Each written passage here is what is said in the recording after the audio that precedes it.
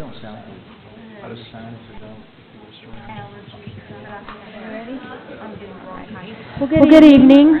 We'll go ahead and call tonight's special meeting to order. Renee, if you would show all members present except for Mr. White. If you would join us in the Pledge of Allegiance. Allegiance to the flag of the United States of America and to the republic for which it stands, one nation, under God, indivisible, with liberty and justice for all.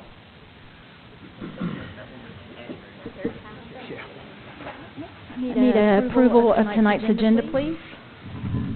To accept. Thank you. Second. Second, Mr. Hall, thank you. Any discussion? All in favor, please raise your right hand. All right, that's 6-0. We don't have any public comments this evening, right, Renee? Okay, so we'll move right into our consent agenda. Items 1 through 5. Is there a motion to approve as presented? Motion. Thank you, Mr. Satterley. Is there a second? Second. Thank you, Mr. Pavey. Discussion? All in favor? All right, that's 6-0. Next we have gifts to buildings. Mr. Satterley, we missed you at the last meeting. You want to take over? I'd rather been here. Where I was at. But yeah, I didn't get to see it last time, but every time we have something, it seems like the police are always giving us something. But and Mrs. Paul and Nancy Kraft on here, Clark Memorial for $740. I'd like to thank everybody for doing what they do in the community.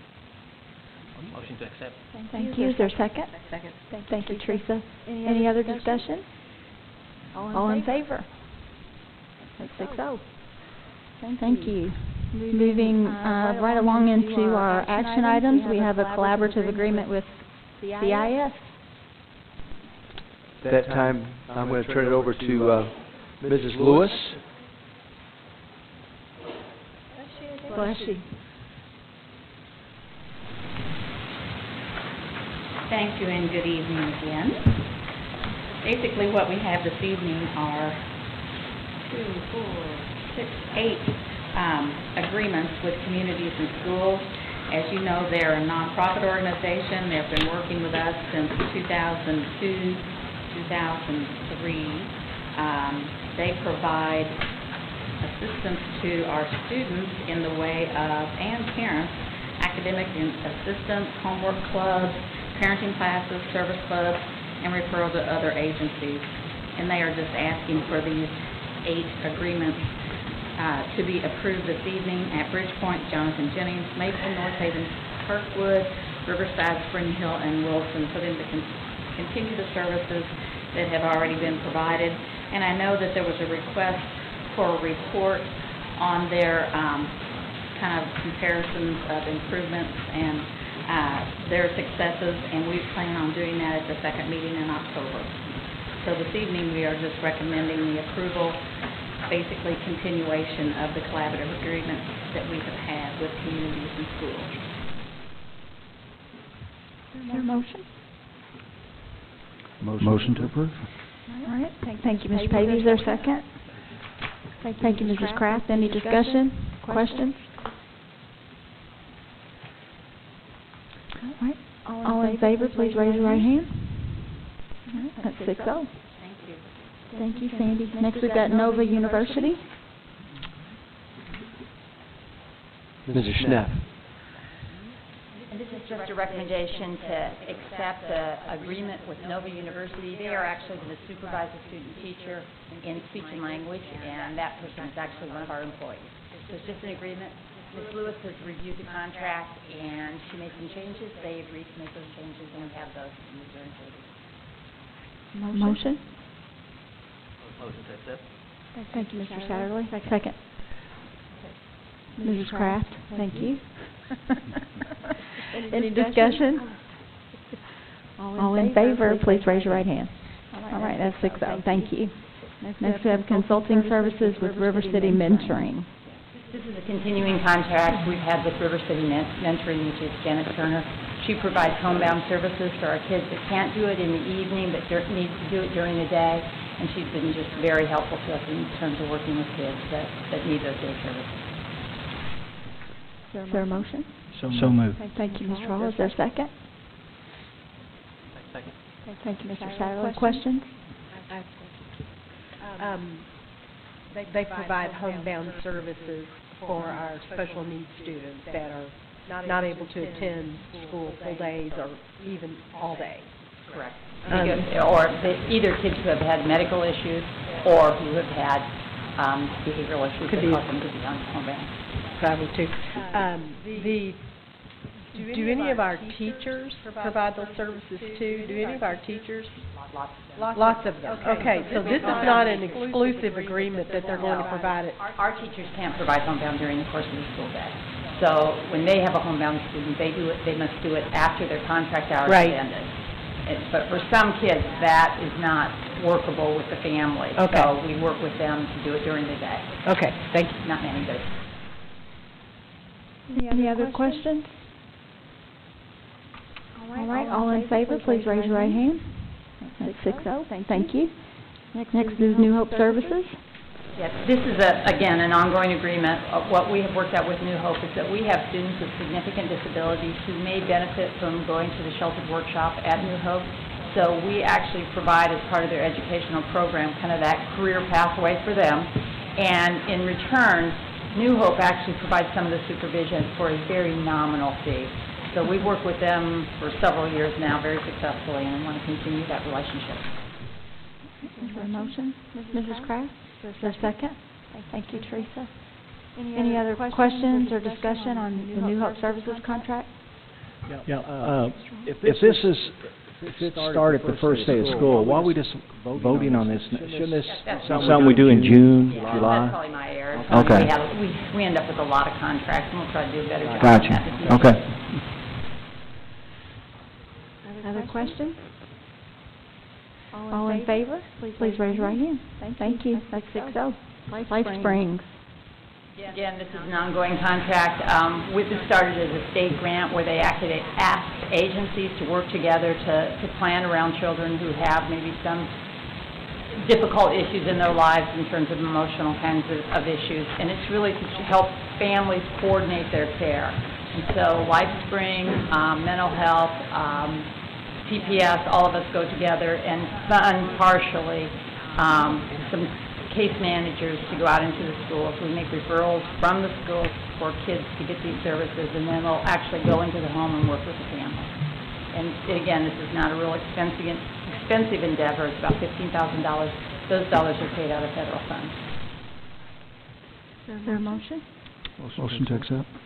Thank you, Ms. Peggy. Is there a second? Second. Mr. Hall, thank you. Questions? All in favor? All right, 6-0. Next, we have School for the Deaf and Blind contract. Yes, this is actually a consortium of school districts that go together, and they provide transportation for any of our students who either need services through the School for the Blind or for the School for the Deaf. And each school district signs an agreement, and then we share the cost of taking that bus to Indianapolis and back every week on Fridays and Sundays. Is there a motion? Is there a second? Second. Questions? Did anybody ever tell me why it wouldn't be conceivable for us to use the one in Louisville? Because they won't allow it. So the Oh, state really? school, yeah. Only in one situation have we ever gotten them to agree to a transfer of tuition agreement. Really? But each state sets up their own state school Yeah. for the blind and for the deaf. And so that is a free service that is provided by your state. So we do not pay the cost for the children to go to that school. We just pay the cost for them to go Be transported? to be transported, yes. It just It doesn't seems make more sense convenient to to me, me. too.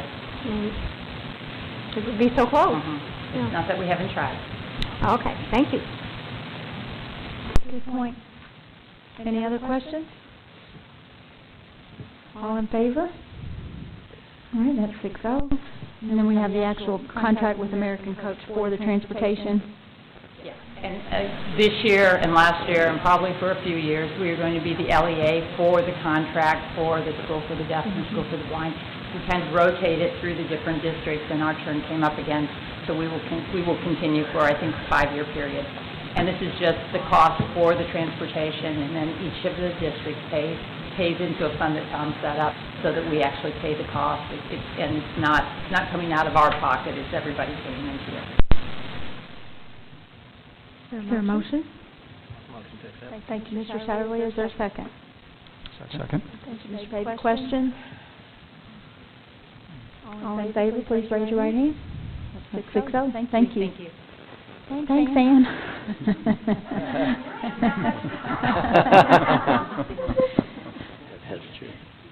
Contract with Marjorie Simic. With Navigator. Wilson Elementary applied for and was awarded a school improvement grant from the Office of Title I. This has been, I think, the second or third year that they've contracted with Marge. Marge used to be the director of Title I for the State Department, and she has been essential and complements the work that we've been doing with the literacy initiative in the district. So Wilson, through this grant, would like to have her provide personalized continued service to their teachers. She provides period 0 training and then stays for the day and works with their leadership team before and after school. Is there a motion? Motion to accept. Is there a second? Second. Other questions? Am I reading this correctly, that this is for 7 days? Yes. Yes.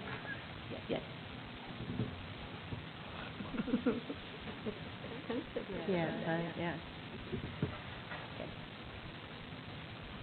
I find the cost of this very out of line.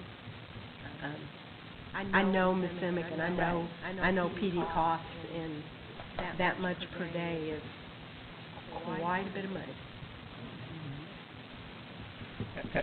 It's actually in line with, in fact, it's probably on the smaller end in terms of the amount to the presenters and the experts we've brought in before. Typically, if this is about the going rate for I'm in the wrong business. Where I am. We've talked about it. I've said that many times in my 5 years. Did she provide this service last year? Yes.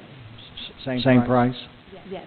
There's been no increase in price with her for the last probably 4 or 5 years. I just had one question, because I think she did it for Bridgepoint 2 years ago, if I'm not mistaken, and it was the same price then. I think the only thing I saw that changed was the travel expenses, and they went up a little bit. Why is it that it's just Wilson or Bridgepoint? I mean, do any of the other schools have the opportunity to apply for this grant as well, or?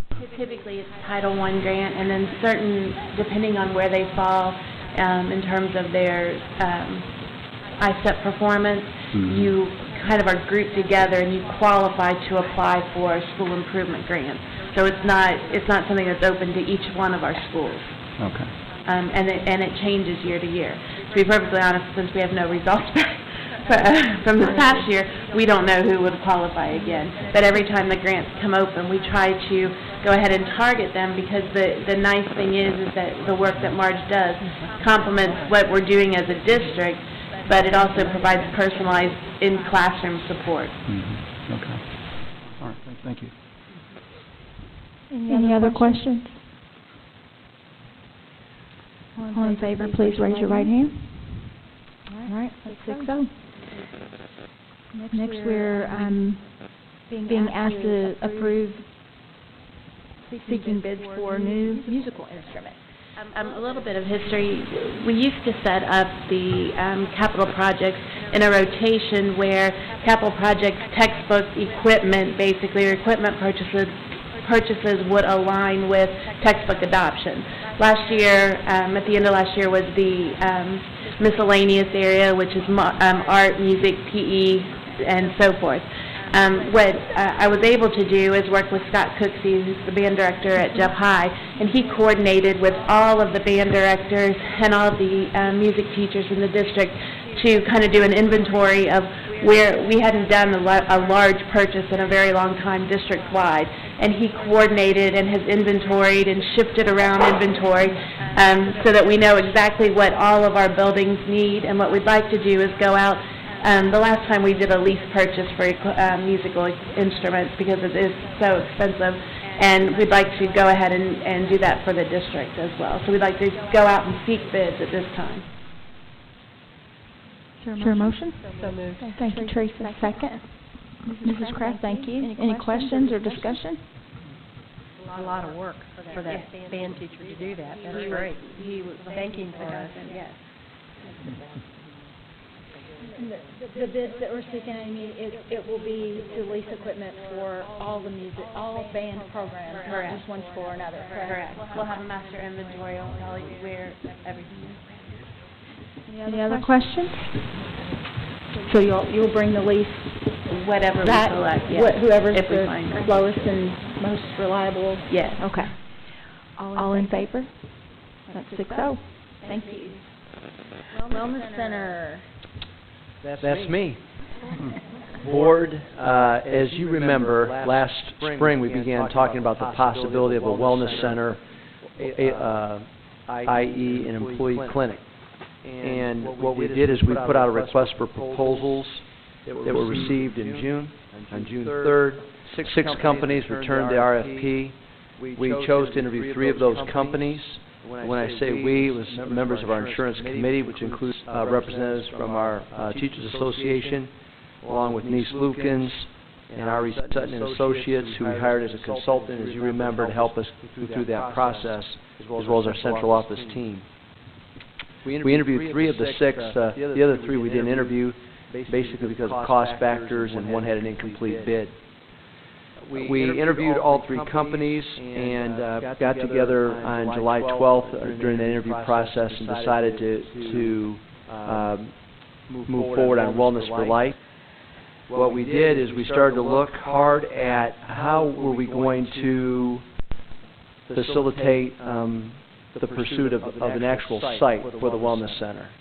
And Wellness for Life is there and helps to provide a service to do that, but we've also been fortunate to work with Clark Memorial Hospital on some possible sites. We are looking for a Charlestown site to service Charlestown and New Washington, as well as a Jeffersonville site, so 2 sites.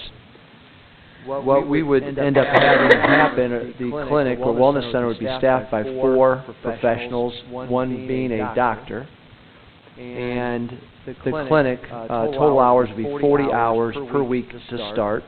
It would be 20 hours, well, roughly. It could be 20 hours in the Charlestown, New Washington area and 20 hours in Jeffersonville. Those hours could change a little bit because of the number of employees down here in Jeffersonville. But the 40 hours are split between the 2 clinics to start. We wanted to look at an all-inclusive price for this, and we were able to get an all-inclusive price of about $64 per employee per month. That was a great price, even better than in the initial presentations that were made to us.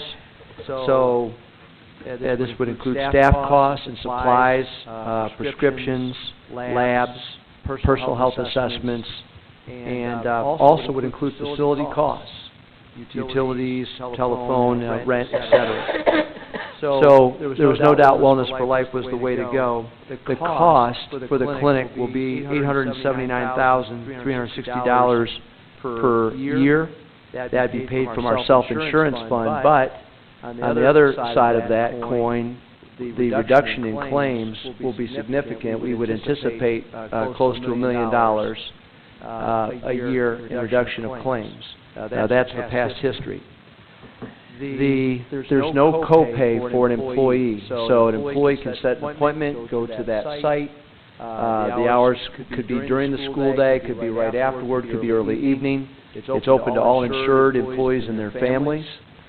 And they walk in at the assigned time for their appointment. They get 20 minutes, so it's not only diagnosing what the issue is, but maybe talking about overall wellness. If there's a need for prescriptions, prescriptions are administered or provided on site. If there's a need for labs, provided on site. So the employee walks out, does not have to pay any co-pays, there's no claims whatsoever. So it benefits the employee in terms of time efficiency, also in terms of their costs. They're not paying anything out of their pocket. So there'll also be some startup costs as we look at the facilities. If there's a need to renovate the facilities in any way, those would be incurred by us. But generally they say in the first month, Just the savings and prescription drug costs alone pays for your startup costs. So we believe that this is a clinic that can expand over time in terms of its services to providing flu shots and giving physicals, getting into some workers' compensation types of issues. So the clinic can expand over time once it becomes established. I spoke to the superintendent in Vigo County Schools in Terre Haute about Wellness for Life. They've been with them for a few years. The superintendent says 86% of their employees utilize their clinic. They said that they would not make another decision, another choice. The doctor, the provider is owned by the medical doctor, an emergency room physician, who provides direct service at times, if necessary. And so we think we've got some great, references related to the clinic as well. So we're recommending at this time that you would allow us to move forward in contracting with Wellness for Life at an all-inclusive cost of $64 per employee per month for a 3-year time period. They're in the process of completing the actual contract itself, which Mrs. Lewis will review, and we'll bring that back to you to let you approve the actual contract. But so we can move forward in the process and be more aggressive in terms of getting a facility ready to go. We thought we'd ask you for permission tonight to let us move forward as Wellness for Life as our provider. But the contract will be brought back to you with all the details and specifics. Is there a motion? So moved. Thank you, Mr. Hall. Is there a second? Thank you, Teresa. Questions? Dr. Mellon, you may have mentioned it, and I didn't catch it, but would these clinics have the ability to work with our athletic departments and maybe provide, if not free, but at reduced rate physicals for the athletes? Yes, that is a possibility that we could pursue with Wellness for Life. We talked about offering those kinds of services, and it would be, if we had to expand hours, of course we'd have to come back to you in terms of if there was a need to expand hours because of all the different services that we're providing, then we'd have to ask them for a cost to do that, and we'd have to obviously look at the efficiencies of that versus our self-insurance fund. But they're prepared to do whatever it takes to help us in any way we need that. I just have one question, Dr. Mellon. When you were doing your research, did they see an increase in enrollment in the medical plan when they went to this particular program? One of the things that happened is that they talked about is the fact that there were people who had spouses who were covered under by other companies. And so they were not covered by the school insurance. And those individuals wanted to take advantage of the clinic. And so there are possibilities where you could perhaps create a fee that a non-insured individual would pay to have access to the clinic. That is something that is a possibility. But that is what they saw in cases where they may have had a spouse covered by another company, and that spouse wanted to have access to the clinic, then they came up with a fee. Which would be cheaper than whatever their co-pays are with the insurance that they have, which could be a good thing for the employees as well. So it's something that we can consider as we go down the road. We want to make sure first and foremost that we're providing great service to our insured employees. So that would be first and foremost, but it's definitely something that they can provide. Mm-hmm. Okay, very good. Any other questions? All right, all in favor of moving forward with Wellness for Life as a provider, please raise your right hand. All right, that's 6-0. Next, we've got a bond issue. Dr. Deichel. Yeah, I just tweeted that.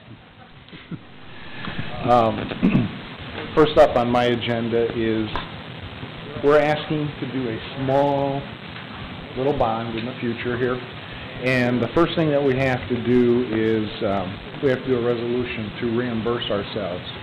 So what we're asking for tonight is a resolution to allow the school corporation to reimburse itself from bond proceeds for any project expenditures spent before the bonds are actually issued. This does not commit the school to issuing any bonds. That resolution will be at the public hearing, which will be on October 22nd.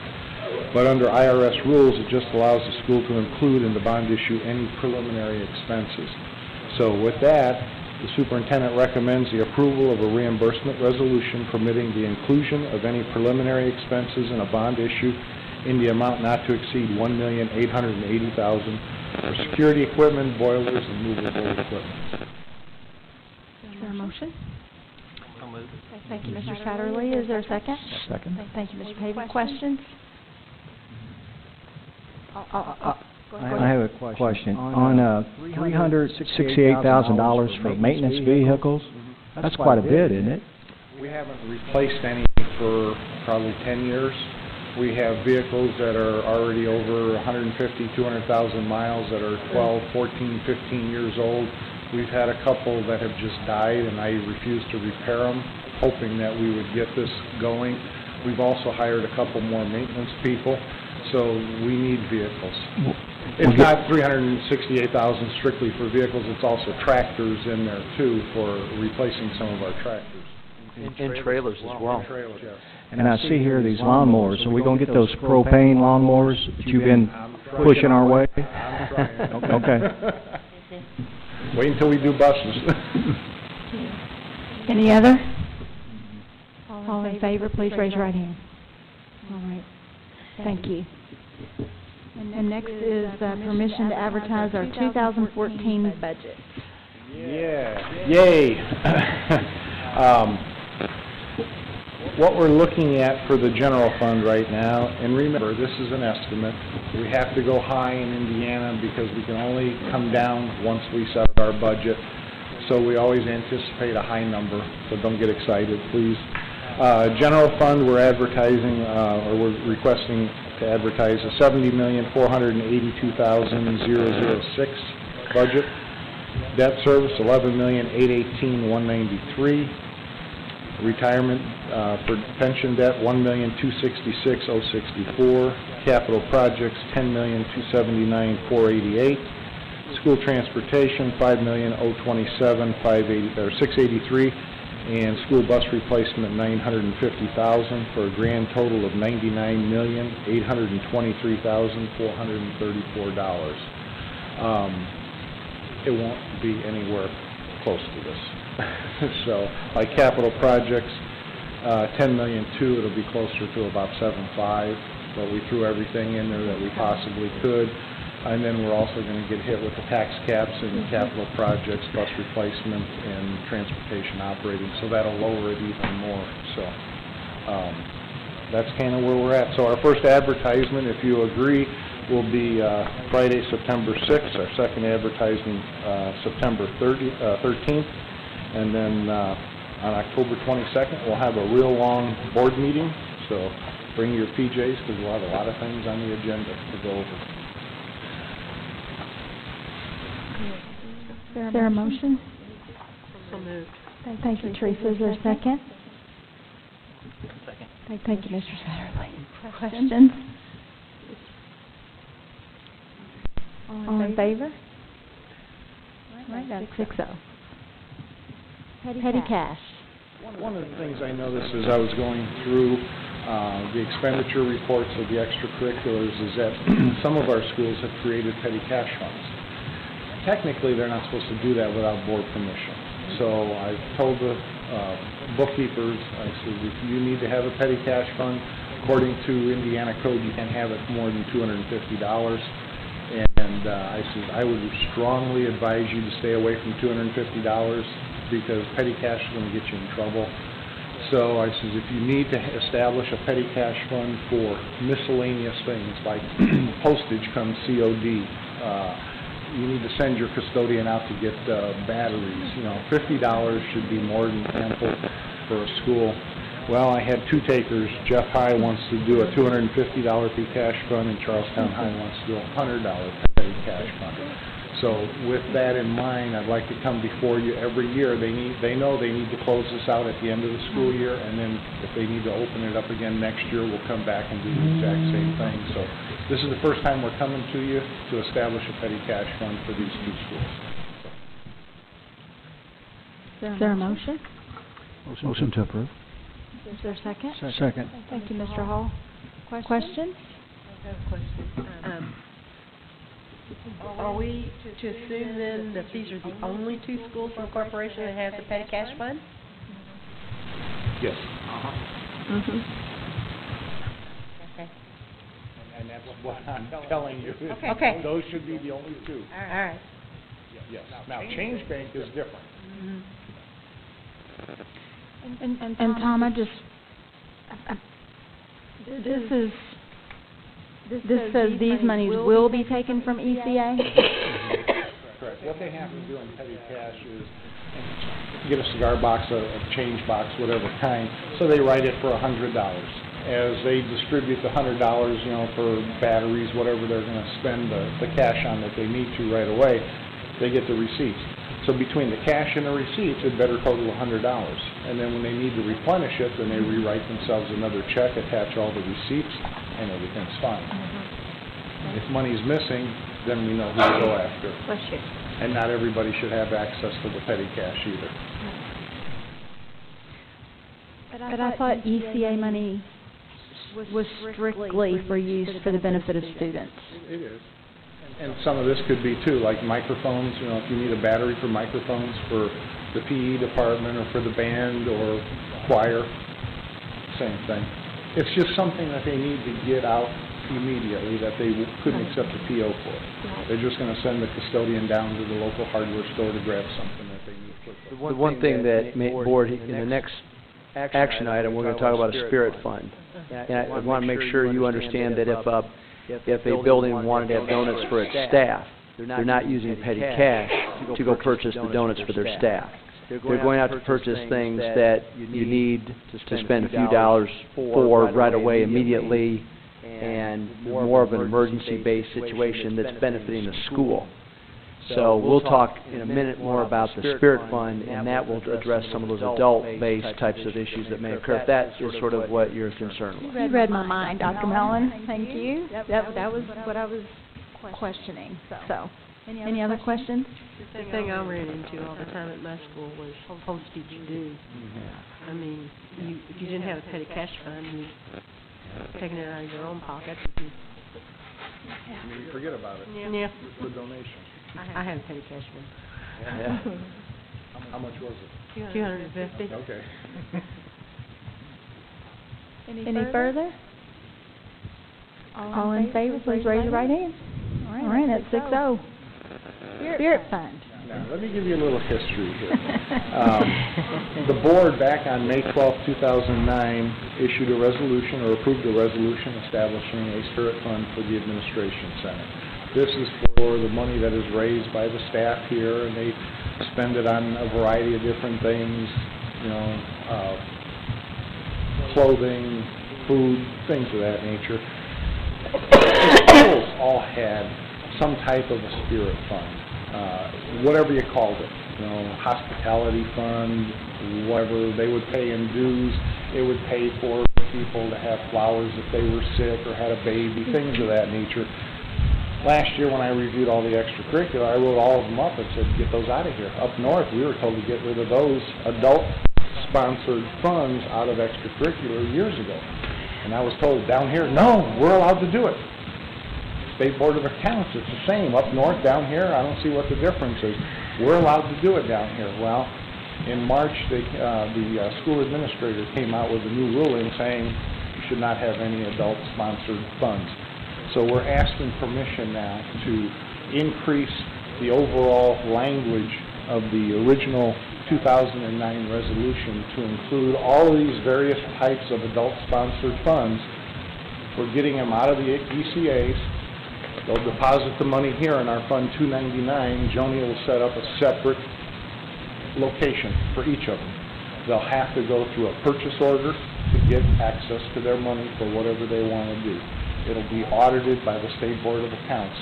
This is the way we came up with. I think the schools would be happy to see it that way, because what I was telling them, what we did up north was, I said, give the money to a teacher or two teachers, have them open up a non-interest bearing account at a bank, and then you're out of it.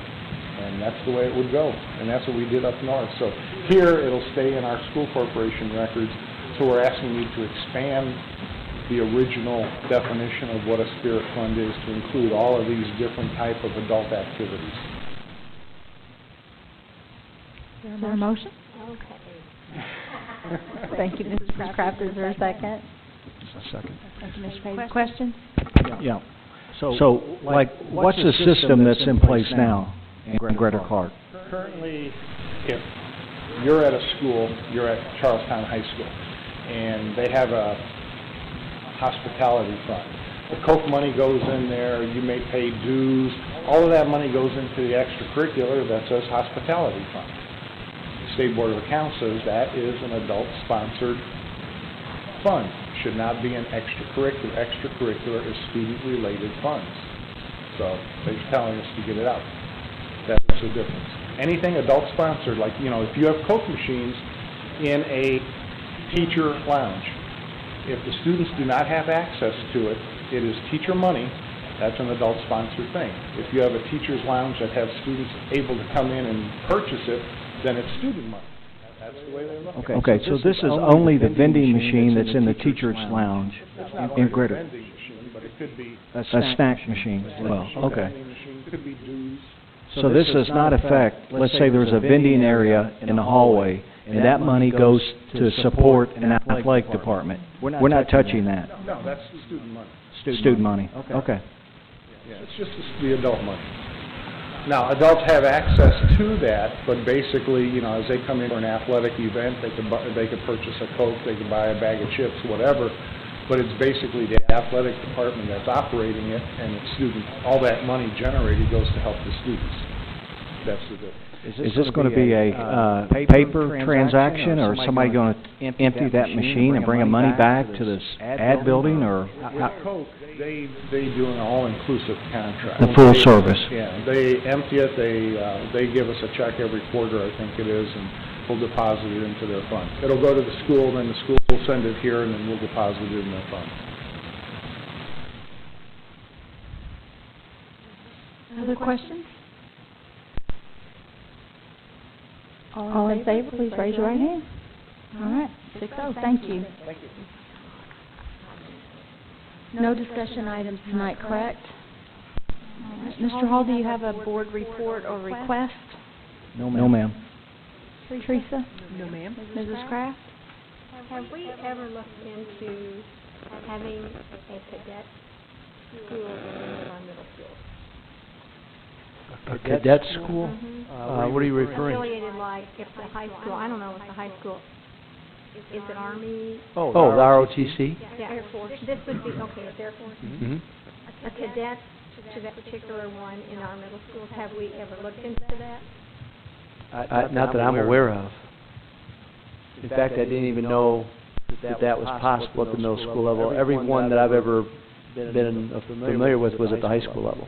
These would just feed into, or they have the option to feed into. My question, my reason for asking that question is that there are some students who can identify with that particular mindset, and they know people who've done that, and they're excited about it, and the sooner we can get them channeled into behaving in that manner, I feel like those kids will stay in school maybe, and things will, at least they will have a future, is what I'm trying to say.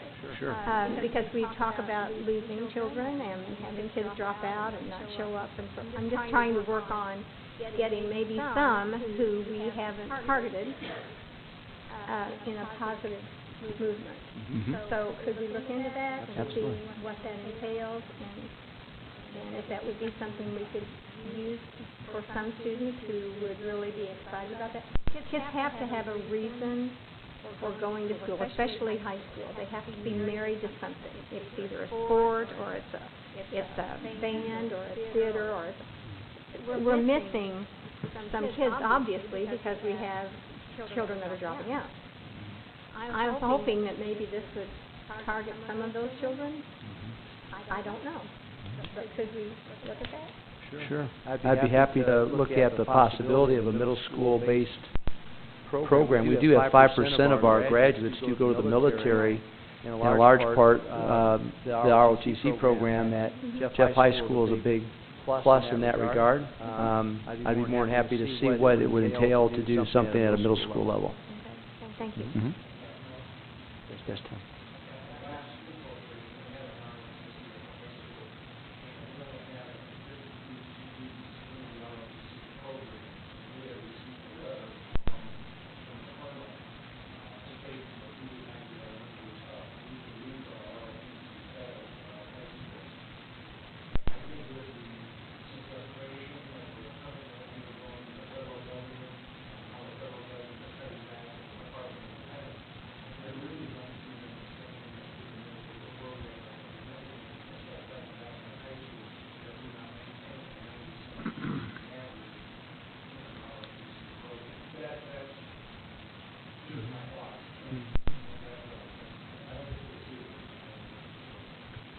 I think we need to look into it, because I spent all day today in a school, and they have that program. And there were 6 or 7 kids signed up. What school was that? Very, very excited about it. This is Myers Middle in Jefferson County. And they're just on fire over it. They're just fighting to get in, and I'm thinking, I don't know that they would be with anything else. I don't know that. I'm just saying. We'll be happy to look into it. Ms. Kraft, was that part of the curriculum, or was that a club? No, it's part of the curriculum. I'm aware of middle school clubs where the colonel or whomever is at the high school comes down and recruits and gets kids involved in a club, but I've never... No, they have uniforms, the whole thing. Wow. I know I bought 2 of them, because they can't afford the uniforms, so then they go out to get parents or community to buy the uniforms for the kids. And they're sharp. Okay. I'll look into it. Okay, thank you. You're welcome. Mr. Satterley? Sure don't think. Mr. Pavey? Nothing. All right, we'll move on into strategic planning. Board, just take a few minutes with you. This is not the prettiest document in the world, but one of the things that we thought would be helpful is to try to get a summary version of our strategic plan, something that would, perhaps be a quick read for people, because there's a lot of information in our strategic plan, and if you were to go on our website, which is on there, you can see it in detail. But the thought process was twofold. Number one, can we come up with a document that's a little briefer in nature, and you can see the vision and mission up there with our logo, but then our goals for each area are listed. So you see student achievement instruction goals. There are the 4 main goals are listed. The action steps aren't there right now, but the goals are.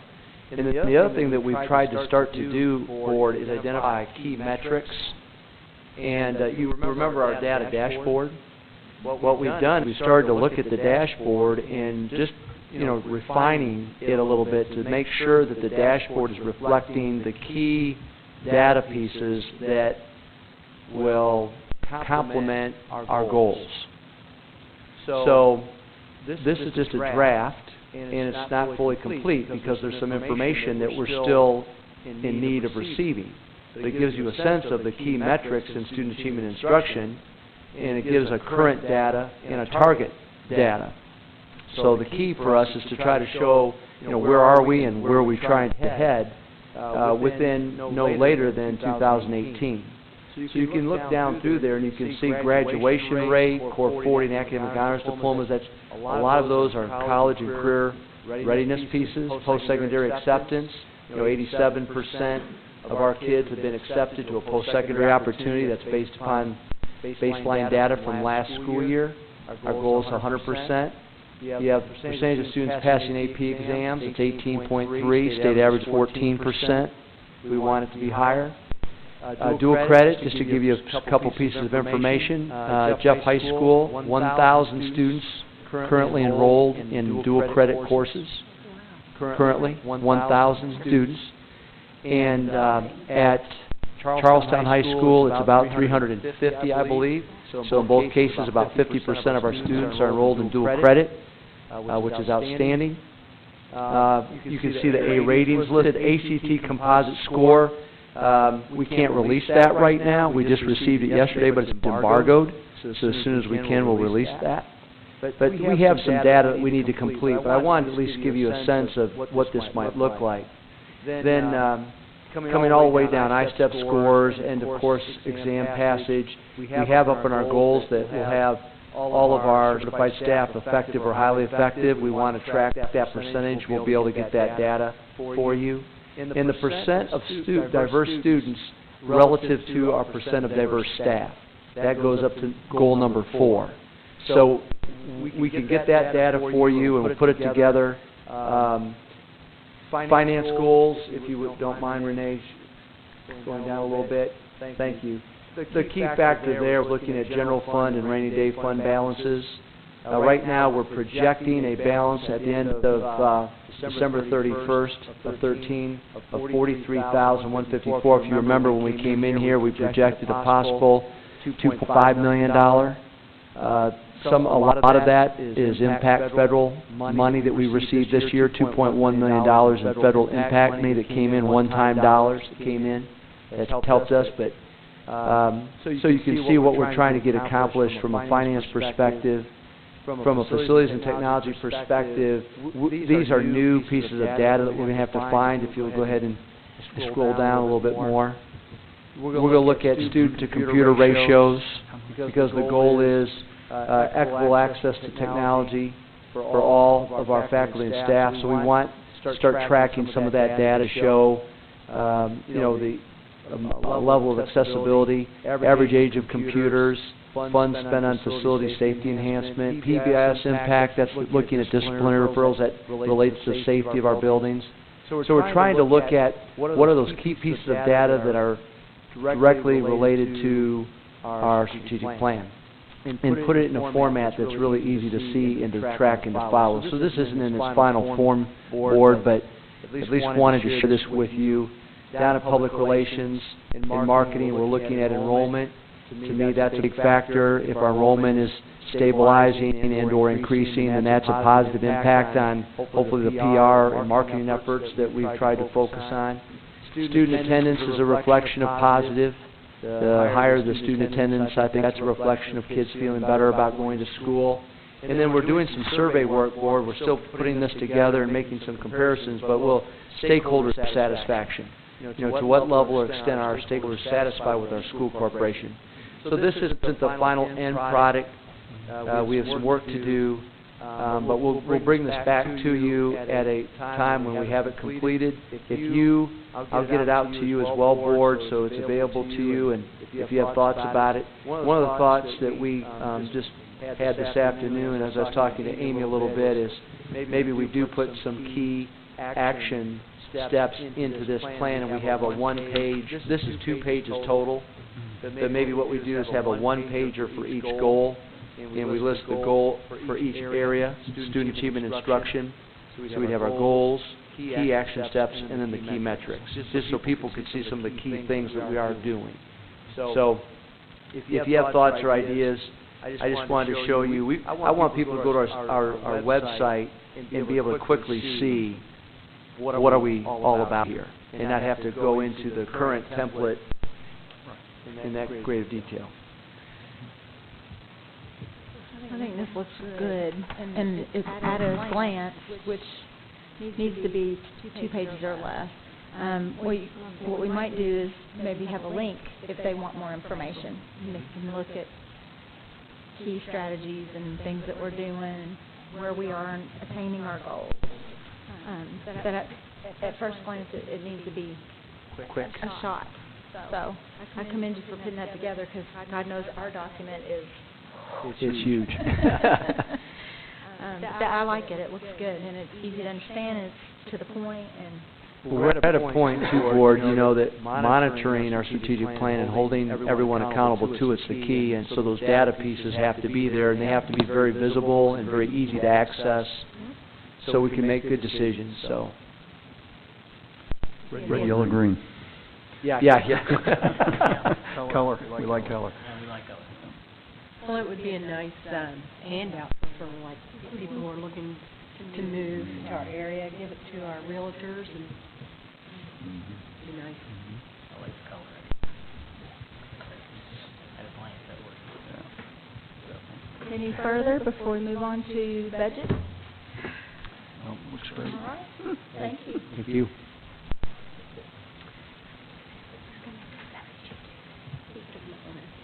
Okay, Andy kind of stole my thunder here, sorry. On the general fund, as you can see, we're projecting right now a cash balance of $43,000 by the end of the by the end of the calendar year. We've anticipated all the cuts. We've put those in. We've put in the increments. We went up a full step instead of a half step, so we've got that in there now. I think we're doing pretty good right now, and hopefully the $43,000 will continue to grow as we go along towards the end of the year. So general fund looks real good. Debt service, there's been no activity, basically. Same thing in pension debt. Capital projects, we're still looking at spending every dime except for about $25,000 in capital projects. That's going to be a tight fund. I'm projecting 100% tax collection. If we don't collect 100%, then the $24,000 will be off. Also, we don't know what our tax caps will be. We think we're going to get hit with about $1,515,000. Could be more, could be less. So those are two unknowns that we won't know until the end of the year.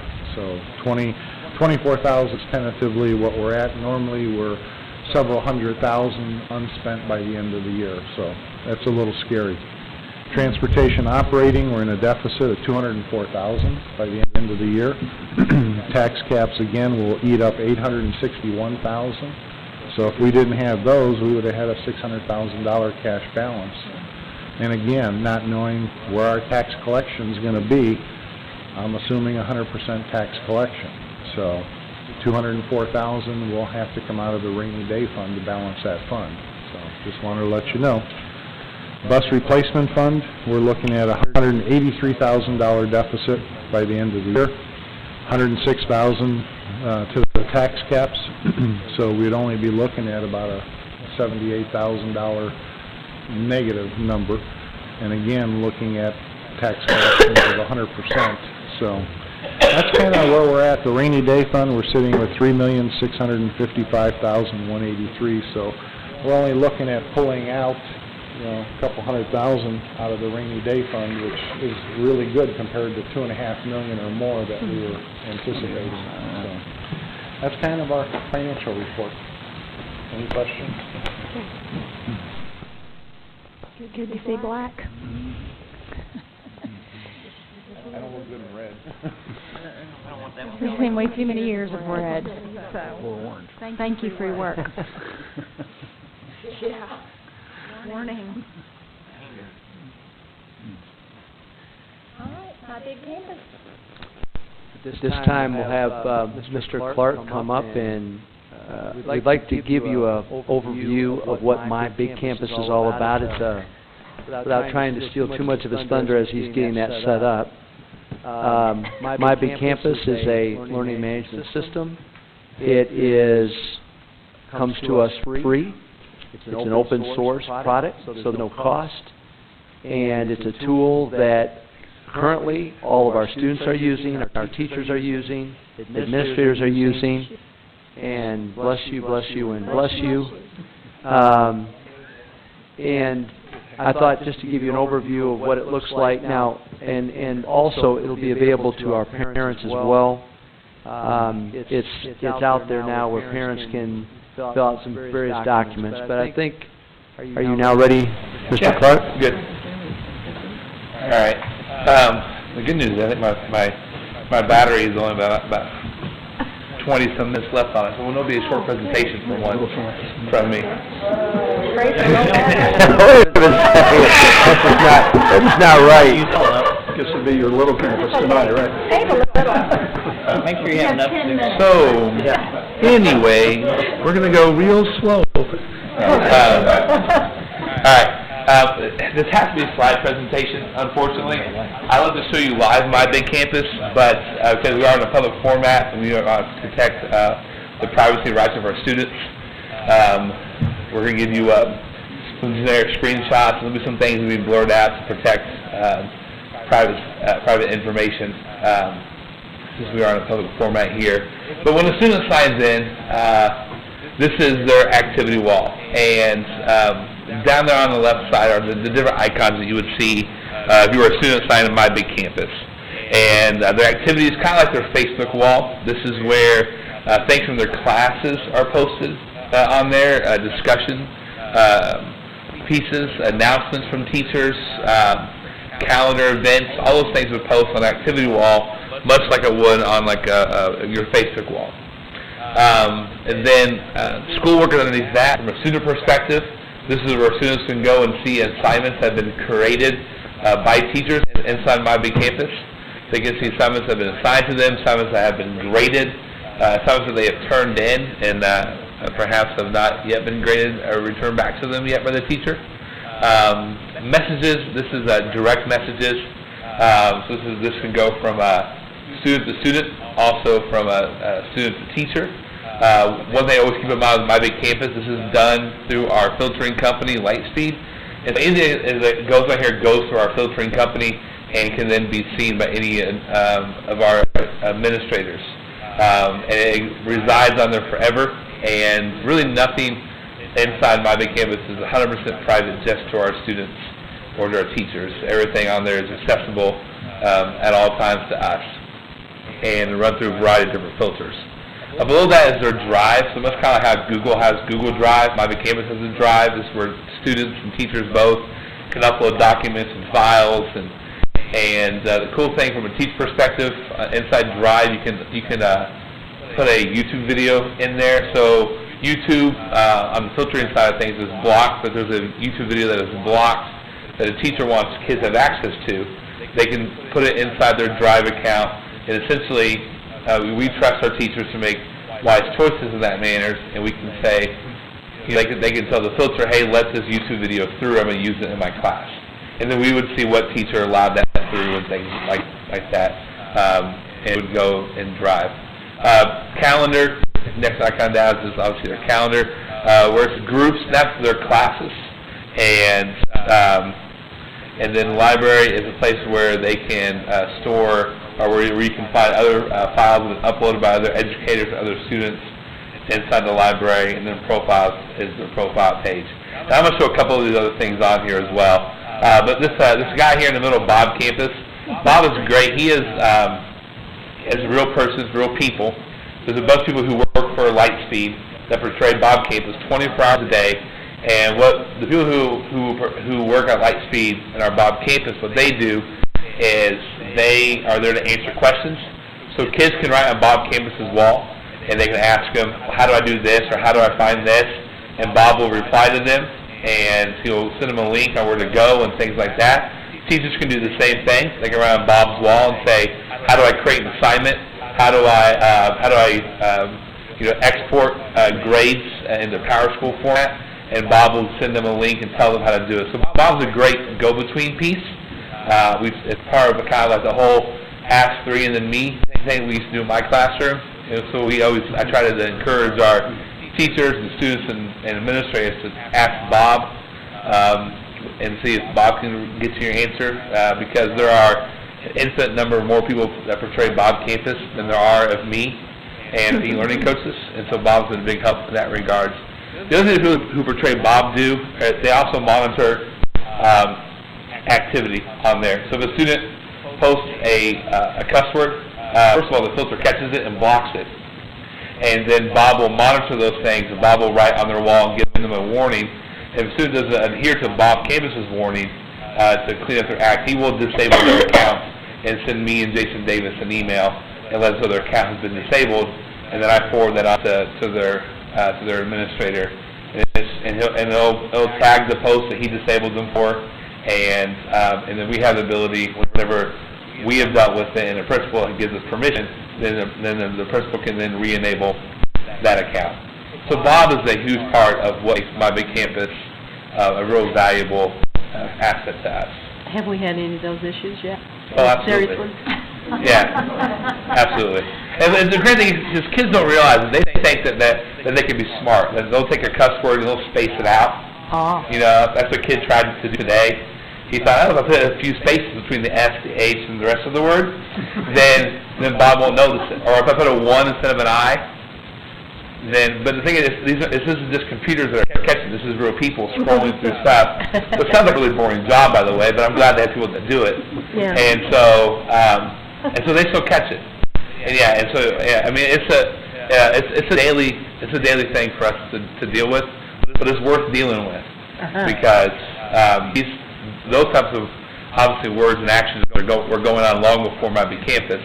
This is just helping us to catch it and address it more quickly than what we could do in the past. And so that's a basic view of the front for a student. This is what a group looks like. A teacher can change this here to fit more the icon of their page. So inside a group, teachers have their home page. They have announcements that they can make. And again, when a teacher posts something to the announcement, it goes to their students in their classroom activity wall. Teacher can have discussion board. They can have a chat room if they want. And any of these features, the teacher can turn off whenever and on in just a few clicks. They can set up pages to put together resources. They can actually have a resource tab for more like of your static resources for your class. A teacher can keep a calendar. For example, a teacher can create a calendar event for a test for Friday, send it as an invite event, and so the kid can click, yes, I will be there. And that just tells the teacher that the kid has seen the event and that they are aware that they can't come in on Friday or whatever day the test is and say, hey, I didn't know about the test. And so there was my warning that my computer is going to die, but we're good. I got plenty of time to go through what I need to go through. So this is what schoolwork looks like from a student perspective. Again, they can see what needs to be submitted, what's been graded, what's missing. They can star an assignment. That gives them a reminder, hey, I can star this. It reminds me I need to get back and make sure I finish this assignment. And they can see all their assignments. They can look through all their groups. They can go through individual groups, all kinds of things. Teachers. Those icons that are on the left, are they like on our iPhones where there was a little number that comes up if you've got like... Absolutely, yeah. There's a message. So it warns the kids or reminds the kids. Right. Yeah. If schoolwork is assigned to them up here by their name, they'll get a little notification notice that they've been assigned an assignment. They also get an email to their MyGCCS account that they've been assigned an assignment. And then a teacher can, from this also, teacher perspective, they can export grades, export into PowerSchool format. They can create schoolwork and then share it with their colleagues for collaborative testing and things of that nature as well. From an administrator side, I can, and a few others come in, we can search for users, we can look up the parents. We have had parents. We began enrolling parents today in the parent portal. So I think we had close to 200 that we've enrolled, and we're going through some more verifying their information. We have, I can look at groups, schools, districts. Policies is what is really nice. I can customize policies. Schools can customize policy. They can take a student, create a timeout policy form, and if a kid's abusing any part of My Big Campus, they can put them in the timeout policy to where they can still see the content that's being created by their teachers, but maybe they can't interact with their classmates anymore because they've been bullying or they've been doing something inappropriate on My Big Campus. So we can limit them to where we give them still the access to the information that they need to have for the education, but maybe we restrict some of their communication side of it. All right, and then from my end, also every administrator can get to the reports where we can look up suspicious activity and suspicious images. So this is a place where, like for example, in a class of the day, it was a very innocent thing. They were talking about, it was a family consumer science class, and they were talking about washing dishes. And so every kid who talked about washing knives popped up in the suspicious activity because of the word knife. And that was Okay, you kind of scroll past it. But then, if another student pops up and they're using another similar words, but they're not as innocent, then that pops up suspicious activity. And we have people that monitor this. Our principals can monitor this. Jason Davis, myself, and Scott Stewart monitor this. We're working to get our SROs in here so they can have my big campus accounts as well. And the same thing with suspicious images. If a kid posts a picture and has too much skin, not enough clothing, it goes to suspicious image for approval. If a picture has anything that it might be viewed as a weapon, it goes to suspicious images. I will say our suspicious images I haven't seen one yet that I've had to deal with anything negative about. And so they've been, I think because we did a good job of sharing that out, that they've done a good job of playing nice in that regard. Use your cell phone for that. Right, yeah, where we can't see. And so that is, that was left for that one. This is the parent's view.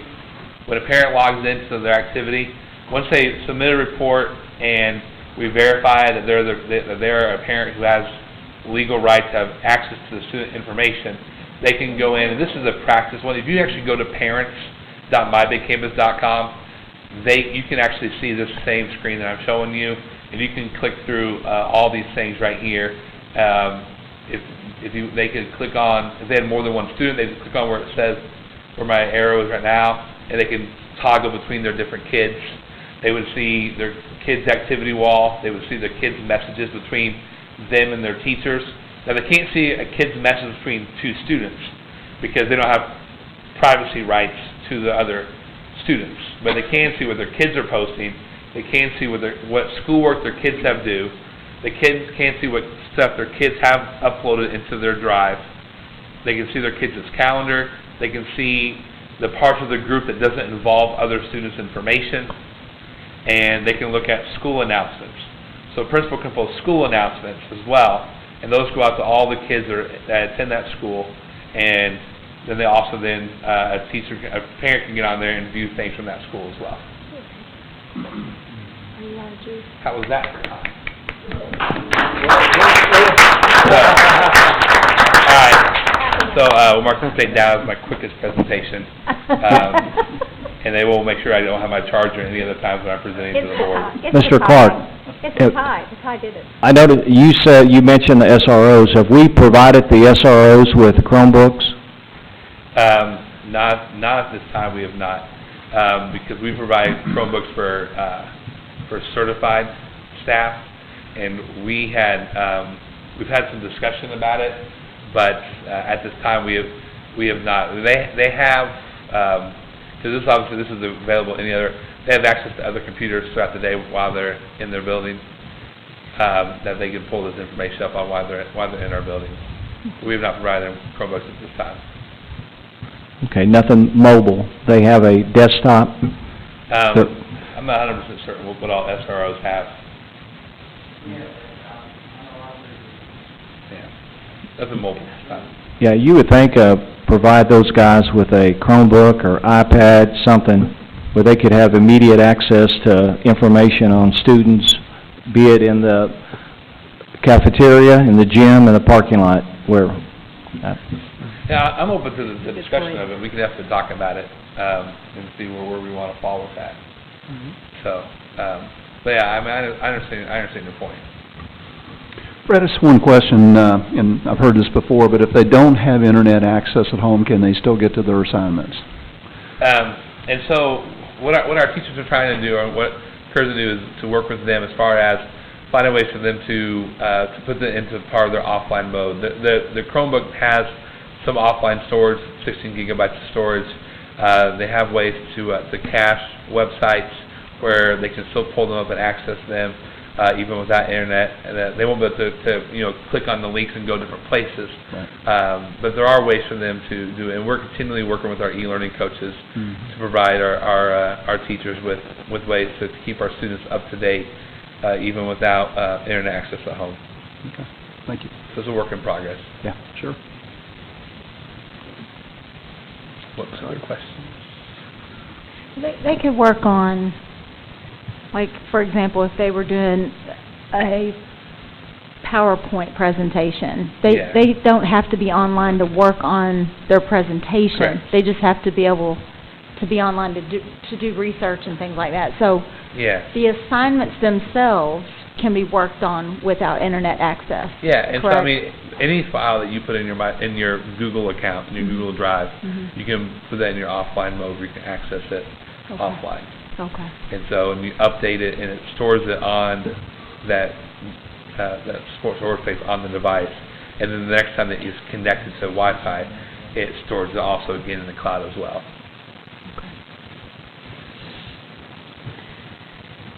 Any other questions for Brett? Thank you. Yeah. Thank Nice job. Oh, yeah. All right, we're at the board comment section of our meeting. Mr. Hall, do you have anything? Just fall sports, I guess, kicking off this week in our 3 high schools and middle schools. And if we get a chance, get out and catch a volleyball game, football game, and see our kids representing as well. Teresa? And marching band. Mrs. Kraft? Did I miss, did we hire this architectural firm tonight? Did I miss that? Hire what The firm? Schmidt, That meeting's next Wednesday. where did I see that? Meeting's next Wednesday for the question. Right, we have interviews with 2 architectural firms next week. Okay, so that, we're gonna be doing that the next meeting. Yes, it's possible that we could make a recommendation then. And that's for the Okay. facility study. Okay, and you're going to do that meeting? Okay, here, thank you. That's all I wanted to know. Mr. Satterley, any comments? No, but if anybody else has a question that they want to pass on and aren't going to be at the meeting, I don't know, if it's me and you, is that? Mark and Jerry. Sure, okay, there you go. And Feel our free to me- pass it on. excuse me, our meeting is the 3rd of October, the next one? September 3rd. I mean, September 3rd. Yes, ma'am. I'm really ahead. I don't like hot weather, can you tell that? Anyway, I hope to be here. I have to go with one of our children to Mayo Clinic, so hopefully I'll be here. If not, that's where I am. Mr. Satterley? I think thank you. Mr. Pavey? I'm good, thank you. All right, Dr. Mellon? Yeah, just really wanted to thank all of our staff for a good start to the school year. I know I mentioned this before, but overall, with a corporation this size, it's never going to be perfect. But overall, it takes all 1,340 employees to make this place operate pretty smoothly, and we have a lot of great committed staff members that bust their tail every day on behalf of kids. And so overall, I just think the start of the school year has been outstanding. The second thing is with the Wellness Center, which I appreciate your approval tonight moving forward, but that's taken a lot of time and a lot of effort on a lot of people's part to really try to analyze that and make some good choices and decisions. And so I just really appreciate our executive team, GCEA representation, our insurance committee as a whole, and I look forward to that. I think it's going to be a great thing for our school system moving forward, so thank you. All right. Is there a motion to adjourn? So moved. And a second by Mr. Satterley. And any questions, discussion? All in favor? Good night.